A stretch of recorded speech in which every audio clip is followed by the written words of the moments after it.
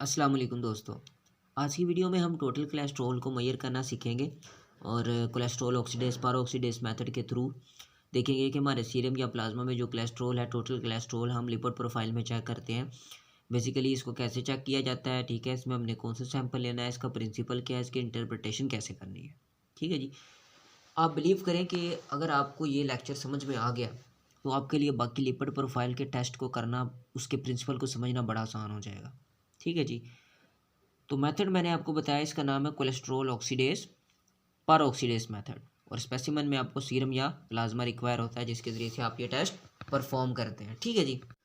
So friends, total cholesterol को major करने के लिए आप जो सैंपल लेते हैं वो फास्टिंग का सैंपल लेते हैं 8 से 12 घंटे का। कहा जाता है कि आप बेसिकली नॉन फास्टिंग सैंपल भी ले सकते हैं इसके लिए, सिर्फ कोलेस्ट्रॉल के लिए। लेकिन एक्सपर्ट्स ये कहते हैं कि जब भी आप कोई चीज़ खाते हैं तो एलडीएल जो है वो आपके कोलेस्ट्रॉल के लेवल को फिर अफेक्ट करना शुरू कर देता है। तो इसीलिए कोशिश हमेशा ये की जाए कि जब भी आप जा रहे हैं लिपिड प्रोफाइल का टेस्ट कोई भी करवाने, चाहे वो टोटल कोलेस्ट्रॉल है, चाहे वो ट्राइग्लिसराइड एचडीएल है, तो आप क्या करते हो कि अपना 8 से 12 घंटे की फास्टिंग करके जाते हो। ये रिकमेंडेड है। इसकी वजह से फ़ायदा ये होता है कि आपका जो रिज़ल्ट है वो अच्छा आता है और एक्यूरेट आ जाता है। ठीक है जी। तो 8 से 12 घंटे की इसमें आपको फास्टिंग रिकमेंडेड होती है, मस्ट होती है, जब आपने टोटल कोलेस्ट्रॉल या लिपिड प्रोफाइल के पैरामीटर्स को टेस्ट करना होता है अपनी बॉडी में। सो फ्रेंड्स, मैं आपको बेसिकली ये जो सारा प्रिंसिपल लिखा है ये मैं आपको तब पढ़वाऊँगा जब मैं ये आपको दिखाऊँगा। ठीक है, तो पहले मैं आपको ये दिखाता हूँ प्रिंसिपल, उसके बाद मैं आपको लेके जाता हूँ कि बेसिकली इस पे रीडिंग करवाऊँगा आपको और दिखाऊँगा कि जो हम लोगों ने बेसिकली अभी देखा है कि इस तरह से ये रिएक्शन हुआ है, और ये वही बातें जो है वो हम लोगों ने उसको समराइज़ करके लिखा है और यही इसका प्रिंसिपल है। तो चलिए चलते हैं रिएक्शन की तरफ। सो फ्रेंड्स, ये हमारे पास कोलेस्टेराइल एस्टर है। ठीक है जी। हमारे पास कोलेस्टेराइल एस्टर मौजूद होगा जी। ठीक है, और वहाँ से क्या होगा कि हमारे पास जो स्पेसिमन में होगा कोलेस्टेराइल एस्टर, उसको हाइड्रोलेस एंजाइम जो है, कोलेस्टेराइल हाइड्रोलेस एंजाइम, उसकी हाइड्रोलिसिस होगी इस कोलेस्टेराइल एस्टर की, यानी कि वाटर की प्रेजेंस में ये टूटेगा। ठीक है जी। वाटर की प्रेजेंस में कोलेस्टेराइल एस्टर टूटेगा और एंजाइम इसके नाम से ही मंसूब एंजाइम है। देखिए, कोलेस्टेराइल एस्टर हो चुके, हाइड्रोलिसिस हो रही है इसकी, तो हाइड्रोलेस एंजाइम। ठीक है, इस बेचारे को तोड़ देगा और ये टूट के क्या बन जाएगा, कोलेस्ट्रॉल और फैटी एसिड्स। ठीक है, हमें चाहिए सर कोलेस्ट्रॉल, हम तो आए थे टोटल कोलेस्ट्रॉल निकालने के लिए। So you have total cholesterol, यहाँ पे आप इसकी ऑक्सीडेशन करेंगे, और सर एंजाइम कौन सा है, नाम से नज़र आ रहा है कोलेस्ट्रॉल ऑक्सीडेशन हो रही है, तो ऑक्सीडेज बनेगा इससे कोलेस्टिनोन। ठीक है, आपने एक नोमेनक्लेचर पढ़ा हुआ ऑर्गेनिक केमिस्ट्री के अंदर का, किस तरह से नाम लिखा जाता है ना ऑर्गेनिक कंपाउंड्स का, तो उस इसको मैं कोलेस्टिनोन भी पढ़ सकता हूँ। सो कोलेस्टिनोन बनेगा और साथ हाइड्रोजन पेरोक्साइड बनेंगे।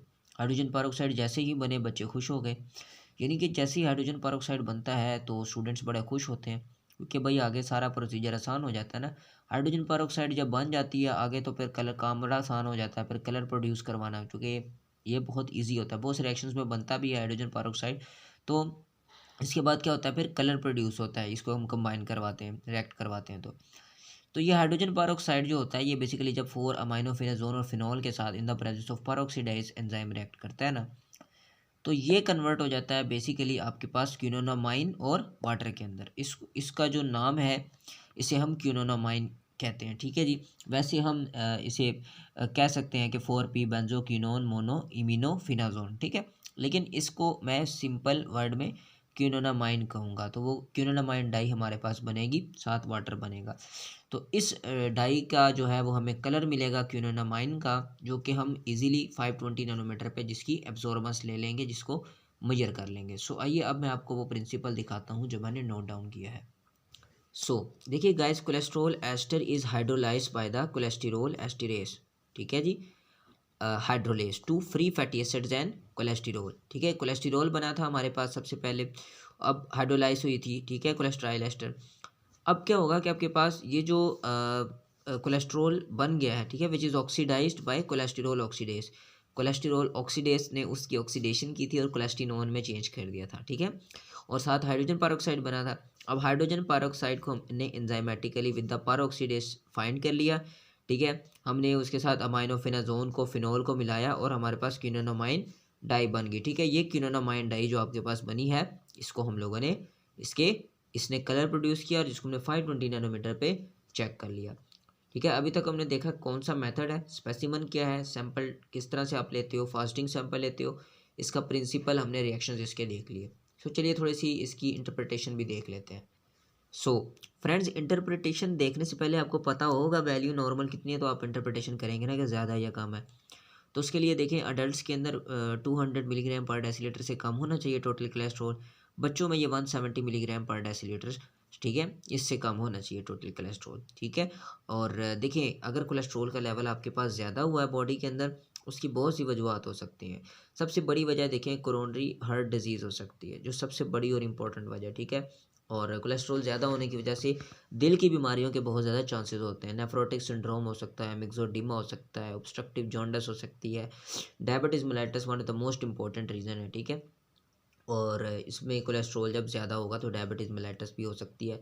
या देखिए, हाइपोथायरॉयडिज्म जो है, ये भी एक बहुत बड़ी वजह है। कि अगर किसी का कोलेस्ट्रॉल बढ़ जाता है तो उसकी वजह जो है वो अ, उसकी वजह से ये जो चीज़ें हैं, इनके चांसेस बढ़ जाते हैं, ये बीमारियां हो सकती हैं उस पर्सन में। लेकिन ऐसा भी तो हो सकता है कि कोलेस्ट्रॉल किसी पेशेंट में कम आए। तो ऐसे लोग जिनमें कोलेस्ट्रॉल कम आता है, उनमें ऐसी क्या वजूहत हो सकती हैं, चलिए वो भी देखते हैं। तो फ्रेंड्स, अगर किसी बंदे में परनीशियस अनीमिया है, ठीक है, जैसे हमने मेगैलोब्लास्टिक अनीमिया आपने डिस्कस किए होंगे, तो मेगैलोब्लास्टिक में हमने देखा था कि basically vitamin B12 folate deficiency होती है, देखें। और अगर एब्जॉर्बेंस नहीं हो रही होती, वो परनीशियस अनीमिया होती है हमारे पास विटामिन B12 फोलेट की। तो इसमें देखें, ये आपके पास परनीशियस अनीमिया अगर हो, ठीक है, या हाइपरथायरॉयडिज्म हो पेशेंट में, या मैल एब्जॉर्प्शन वगैरह हो, तो उस वजह से क्या होता है, यानी कि एब्जॉर्ब ही नहीं एक चीज़ हो रही, ज़ाहिर सी बात है, ठीक है। तो वो आपके पास क्या होगी कि उसकी कोलेस्ट्रॉल की जो लेवल है वो आपकी बॉडी में क्या आएगी, कम आएगी। तो दोस्तों, आज की वीडियो में हमने टोटल कोलेस्ट्रॉल के हवाले से हल्की सी डिस्कशन की। वैसे ये क्या चीज़ होती है, इसका स्ट्रक्चर क्या है, बॉडी में इसका क्या रोल है, कैसे बनता है, वो तमाम चीज़ें जो है वो हम अलग से जो है वो डिस्कस करें किसी वीडियो में। आज प्रैक्टिकल की वीडियो थी जिसमें हमने प्रिंसिपल समझा है कि जब हम टोटल कोलेस्ट्रॉल परफॉर्म करते हैं लैब में, तो किस तरह से बेसिकली हम उसको मेजर करते हैं कोलेस्ट्रॉल ऑक्सीडेज पर ऑक्सीडेज मेथड के थ्रू। वीडियो अगर अच्छी लगी है तो यार इसे लाइक कर लेना, और मेरे चैनल को ज़रूर सब्सक्राइब करना, और कमेंट सेक्शन में अपनी कीमती राय का इज़हार ज़रूर करना। अल्लाह हाफिज़।